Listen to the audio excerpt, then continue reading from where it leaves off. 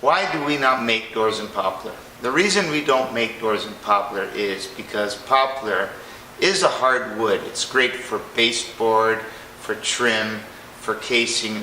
Those are all materials that are actually nailed and fastened to the wall. A door, on the other hand, is actually hung on hinges and is left exposed. Poplar, interestingly enough, has an internal tension to it. It's not that the door will just warp, which is likely, but also poplar has this ability of twisting.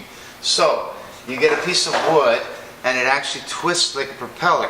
So the door is out up to 1/4 of an inch at the bottom, and at the top it could be out by 2.5 inches, just from its internal tensions.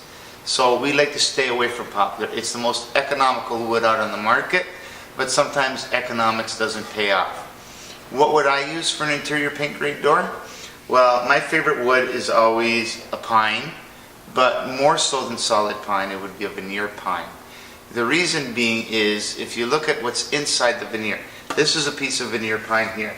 So here it is. It looks like a solid piece of pine. When you take the skin off of it, which is on the face of it, okay, so when you peel off the skin, you end up with the core. We have the core specifically made for our own manufacturing, where we don't take just a piece of finger joint pine. We actually take the finger joint pine, we actually rip it and actually turn it and glue it back together. That eliminates all the tensions in the wood. You end up with short pieces like these, where even if they do have some tension in them, they will not be able to bend the wood. We top it off by putting a clear pine edge strip on both sides and then putting the veneer on the face. So this product I call a high-end paint grade, but literally you can actually stain it. So once it's done once and done right. That's why I would use the clear pine veneer. Economically speaking, everybody wants to use the finger joint pine. You have to understand. And this is a piece of finger joint pine right here. It's just the economics of it.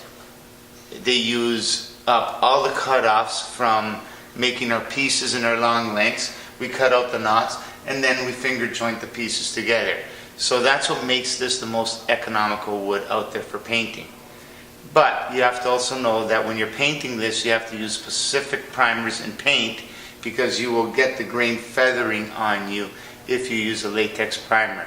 For that, see our clip with Justin from CertaPro Painting, and he will teach you the right way to finish this product.